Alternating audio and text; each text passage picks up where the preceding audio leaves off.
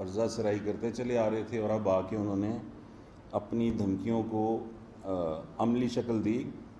اور افسوس کی بات یہ ہے کہ پولیٹیکل لیڈرشپ اس ملک میں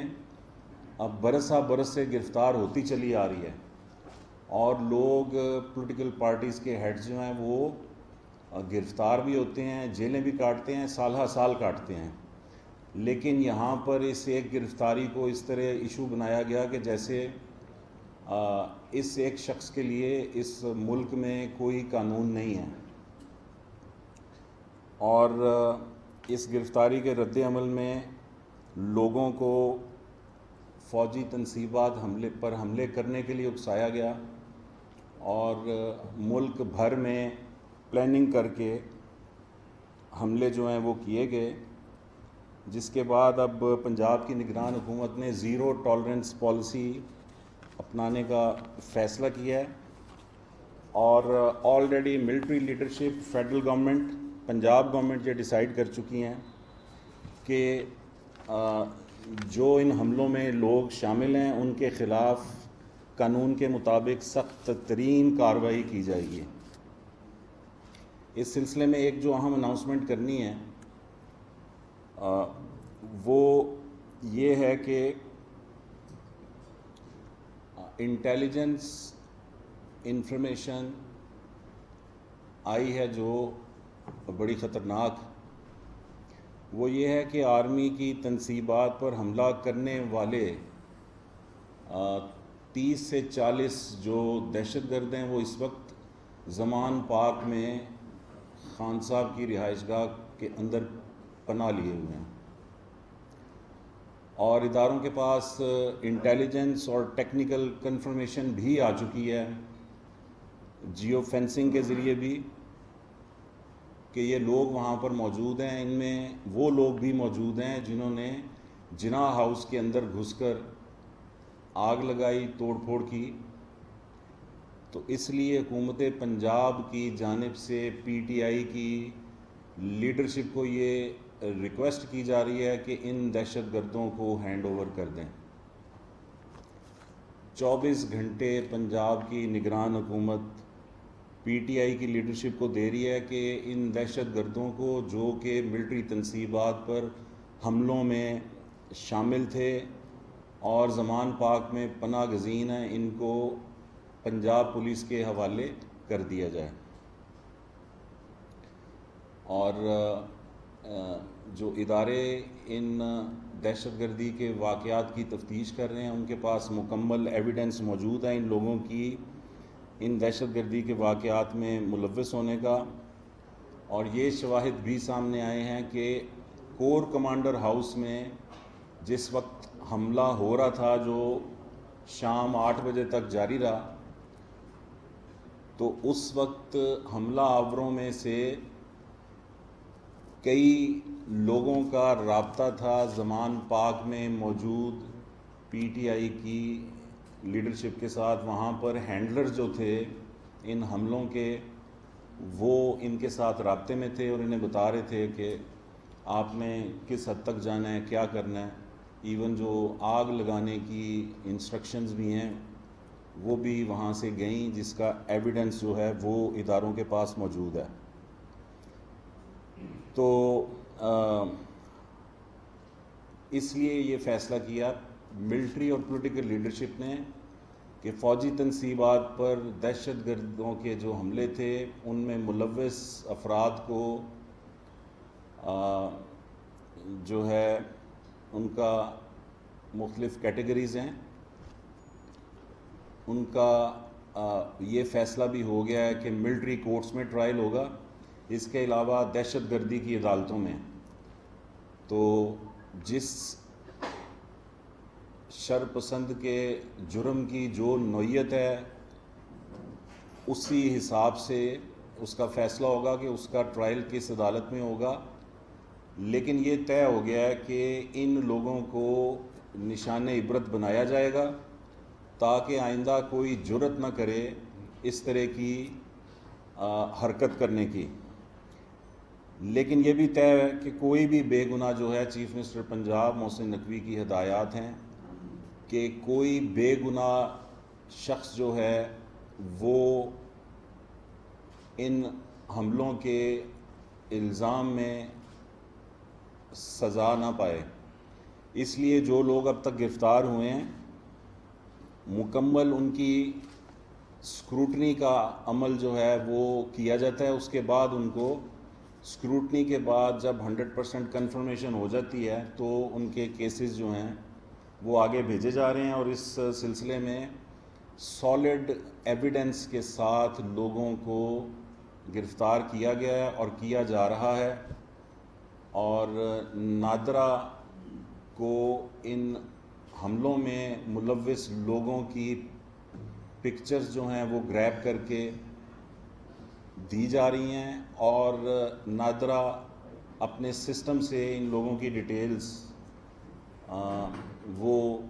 اداروں کو فراہم کر رہا ہے، جن کی بنیاد پر ان لوگوں کو گرفتار کیا گیا ہے اور کیا جا رہا ہے. اور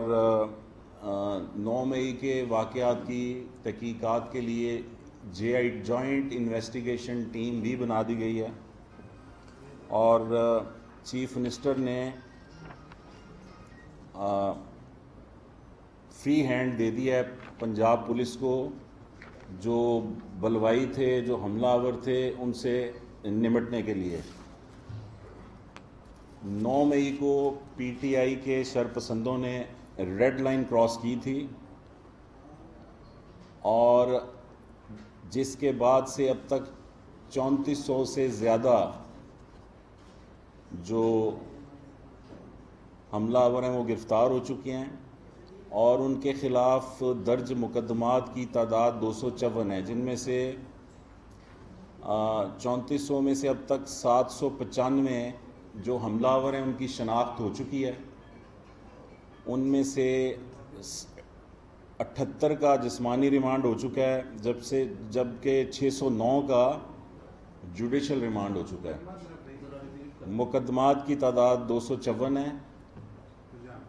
ٹھیک ہے جی، 254. ان میں سے 78 کا فزیکل ریمانڈ ہو چکا ہے، اور 609 کا جوڈیشل ریمانڈ ہو چکا ہے، اور 81 شرپسند جو ہیں ان کا شناخت پریڈ کے لیے ریمانڈ ہو چکا ہے. اور گرفتاریاں ابھی جاری ہیں، اور آخری شرپسند کی گرفتاری تک یہ شناخت کا عمل جو ہے یہ جاری رہے گا. اور اس دوران پنجاب میں دفعہ 144 جو ہے وہ بھی نافذ رہے گی. تو مختصراً یہ کہ اب ایک بات واضح ہے بڑی،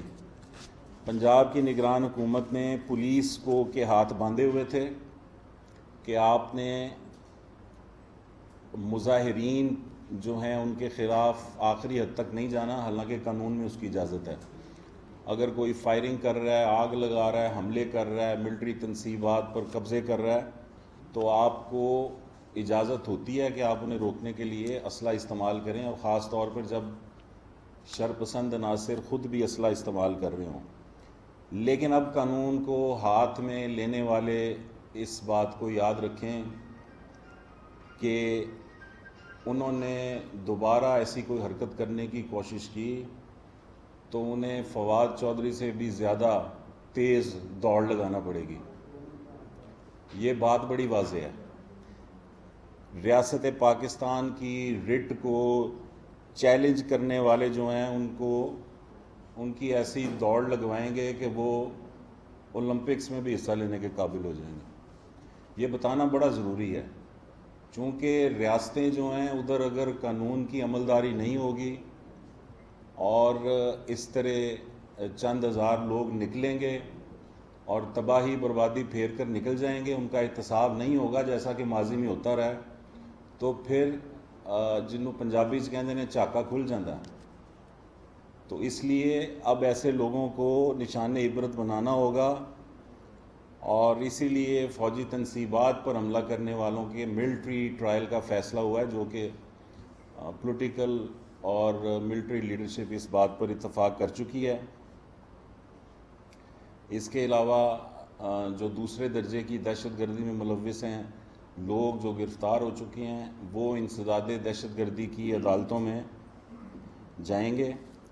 اور اب کسی قسم کی نرمی جو ہے وہ نہیں برتی جائے گی۔ تو آپ لوگوں کے کوئی سوالات اب ہوں تو اس حوالے سے۔ 24 گھنٹے کے بعد کیا عمران خان کی ضمانت پاک پہ ریڈ کیا جائے گا ان شرپسندوں کے لیے، یا ڈیڈ لائن کو ریڈ کیا جائے گا، اور عمران خان کی گرفتاری کب تک متوقع ہے؟ دیکھیں 24 گھنٹے گزرنے کے بعد قانون کی عملداری جو ہے وہ حرکت میں آئے گی۔ ان کو بتا دیا ہے کہ آپ کے پاس 30 سے 40 دہشت گرد جو ملٹری تنصیبات پر حملوں میں ملوث تھے پناہ لیے ہوئے ہیں، ان کو ہینڈ اوور کر دیں۔ اگر ہینڈ اوور نہیں کریں گے تو وہی ہوگا جو قانون بتاتا ہے۔ میر صاحب، بڑا ایک 9 مئی کا جو واقعہ ہے شہر میں اس کی سوگ کی فضا ہے، شہری بڑے دکھی ہیں کہ شہداؤں کی جو یادگاریں جلائی گئی ہیں، لیکن جو سہولت کار تھے اور اکسانے والے تھے عمران خان کے علاوہ وہ ابھی تک گرفتار نہیں ہوئے، جنہوں نے پتلونیں لہرائی اور وردیوں۔ میں آپ کو یہ بتا سکتا ہوں کہ جن پتلونیں لہرانے والوں کا آپ ذکر کر رہے ہیں وہ بھی زمان پاک میں موجود ہیں، اس کی انفارمیشن بھی آ چکی ہے، اسی لیے بتا رہے ہیں کہ ڈیڈ لائن دی جا رہی ہے، اس ڈیڈ لائن کو فالو کیجئے، ورنہ سب جانتے ہیں کہ قانون جب حرکت میں آئے گا تو کیا ہوگا۔ سر پی ٹی آئی کس سے رابطہ کیا گیا ہے؟ پی ٹی آئی کس کو میسج کیا گیا ہے ضمانت پاک کے حوالے سے؟ پی ٹی آئی کی لیڈرشپ مرکزی جو ہے اس کو کنوے کر دیا گیا ہے۔ پی ٹی آئی کی مرکزی لیڈرشپ اب خود لا انفورسمنٹ ایجنسی سے تیزی کے ساتھ رابطے میں آ رہے ہیں۔ میر صاحب یہ بتائیے گا، جو ایک نیریٹو ہے جو اب سے کچھ دیر پہلے تک پی ٹی آئی کا بن چکا ہے، وہ یہ ہے کہ کورٹ کمانڈر ہاؤس میں کوئی سیکیورٹی نہیں تھی، تنصیبات کے اوپر سیکیورٹی فورسز، پیراملٹری فورسز